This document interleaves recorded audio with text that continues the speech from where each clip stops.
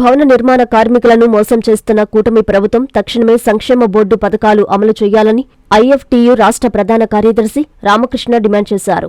గూడూరు పట్టణంలోని పాత బస్టాండు ప్రాంతంలో ఏర్పాటై ఉన్న విశ్రాంత ఉద్యోగుల భవనంలో బీసీడబ్ల్యూ జిల్లా కార్యవర్గం ఆధ్వర్యంలో జిల్లా సదస్సు జరిగింది. ఈ సదస్సుకు ముఖ్య అతిథిగా హాజరైన ఐఎస్టీయూ రాష్ట్ర ప్రధాన కార్యదర్శి రామకృష్ణ మాట్లాడుతూ కూటమి ప్రభుత్వం ప్రైవేటు యాజమాన్యాలకు ప్రయోజనం చేసే విధంగా భూములు, స్థలాలను అదానీ, అంబానీ, బిర్లా, లూలా కంపెనీలకు కట్టబెడుతున్నారని అన్నారు. అనంతరం సిపిఐ ఎంఎల్ న్యూ డెమోక్రసీ జిల్లా కార్యదర్శి డిపి పోలయ్య తదితరులు మాట్లాడారు. ఈ సదస్సులో రాష్ట్ర నాయకులు హరికృష్ణారెడ్డి, సెంట్రింగ్ యూనియన్ నాయకులు మీరావలి, పీఓడబ్ల్యూ నాయకులు ఆసియా, మమత, ఐఎఫ్టీయూ జిల్లా అధ్యక్ష కార్యదర్శులు రమేష్, చెంగల్రావు, బీసీడబ్ల్యూ జిల్లా అధ్యక్ష కార్యదర్శులు నవకోటి, అనిల్, నాయకులు రత్నం, పతంగి రత్నయ్య తదితరులు పాల్గొన్నారు.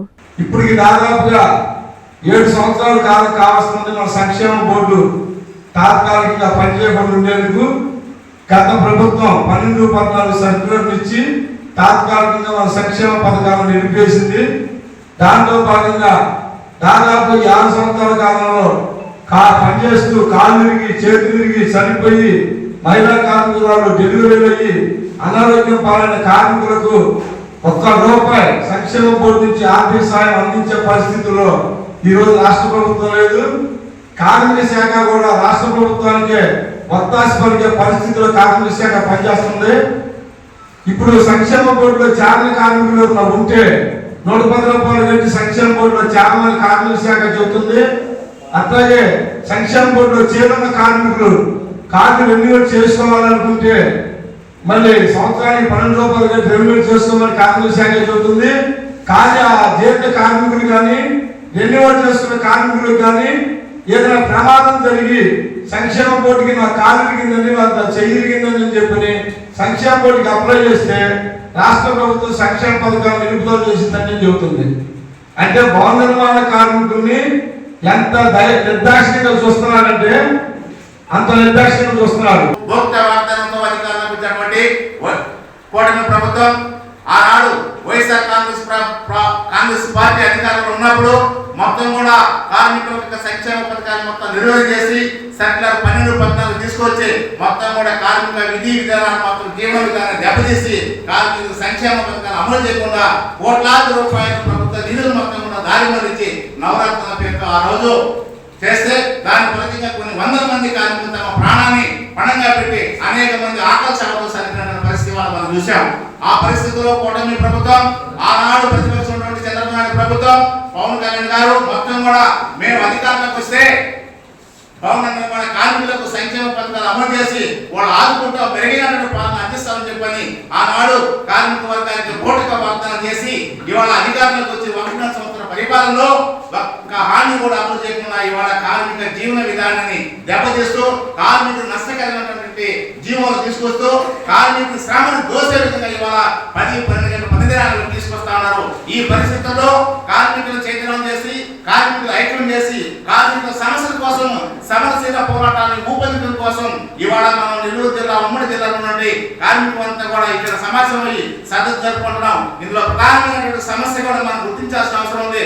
పరిశ్రమలు అభివృద్ధి చేయాలనేటువంటిది ఈ ప్రభుత్వాలు ఆలోచించలేదు అనేది మనం అర్థం చేసుకోవాల్సినటువంటి అవసరం ఉంది. నిజంగా ఈరోజు భారతదేశానికి మనం ఇల్లు కట్టుకోవాలంటే ₹1,00,000, ₹2 లక్షలు, 10 లక్షలు అప్పు చేస్తాం.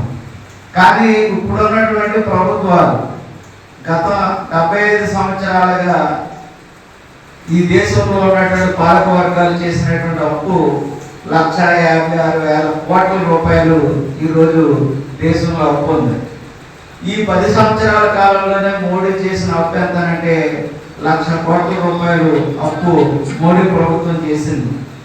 అంటే గత ప్రభుత్వాలు చేసినటువంటి దానికి భిన్నంగా ఈ 10 సంవత్సరాల కాలంలోనే ₹1,00,000 కోట్ల అప్పు చేసినటువంటి మోడీ ఈ దేశ అభివృద్ధిలో ఎటువంటి ప్రయత్నం చేశాడు అనేటువంటిది మనం అర్థం చేసుకుంటే ఆ రోజు పెద్ద నోట్ల రద్దు కానించి అలాగే డిమానిటైజేషన్తో పాటు అలా నల్లధనాన్ని భారతదేశంలో తీసుకొచ్చి ప్రతి ఒక్కరికి కూడా ప్రతి ఒక్కరి ఖాతాలో కూడా ఒక ₹15 లక్షల వేస్తామని చెప్పేసి అని ప్రకటించినటువంటి మోడీ ప్రభుత్వం ఒక పక్కన ఇంకా అధికారంలోనే ఉంది. బైక్ కొంటే బైక్ ఫ్రీ. ఇది నిజంగా నిజమండి. ఈ దసరాకి మన సరియు హీరోలో మీకోసం డబుల్ సర్ప్రైజ్. దసరా ఆఫర్స్ తో పాటు అదనంగా మెగా లక్కీ డ్రా బహుమతులు గెలుచుకునే గొప్ప అవకాశం. Mega draw grand prizes. First prize Hero bike, second prize iPhone 16, third prize 1.5 tons plate AC. Navratri special daily draw. ఈ నవరాత్రి 9 రోజులు ప్రతిరోజు 5 మంది కస్టమర్లకు లక్కీ డ్రా ద్వారా 50 గ్రాముల సిల్వర్ కాయిన్ గెలిచే ఛాన్స్. ఫైనాన్స్ కొనుగోలుపై ఆకర్షణీయమైన ఆఫర్లు. అతి తక్కువ డౌన్ పేమెంట్ ఇప్పుడు కేవలం 99 రూపాయలు మాత్రమే. అతి తక్కువ వడ్డీ రేటు 6.99%. 3 సంవత్సరాల వరకు ఫ్రీ సర్వీస్. 3 లక్షల రూపాయల వరకు ఉచిత ప్రమాద బీమా. సివిల్ స్కోర్ లేకున్నా స్మార్ట్ ఫైనాన్స్ అవకాశం. ఈ అవకాశం సరియు హీరో షోరూమ్ లో మాత్రమే. హీరో అంటే ఓన్లీ సరియు హీరో. మన local mini bypass road, Ramurthy Nagar, Nellore. Hi Nilor, please subscribe to N3 TV.